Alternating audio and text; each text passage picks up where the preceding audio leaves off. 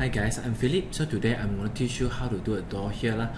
How to do a door inside, right? First thing you may need to hide the panel or avoid it. We hide it first. Okay, then we do a door here. Okay, so let's say you can go for this one, door panel. Okay, so just select it. Okay, computer will know this area you want to do a door.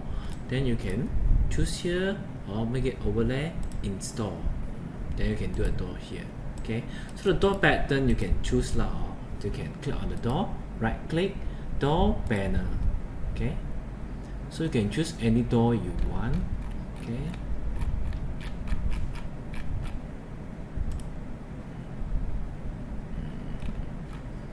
so I choose this one. Choose.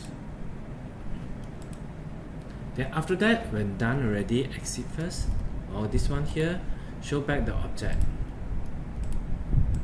So complete. You can have a door open here. Okay.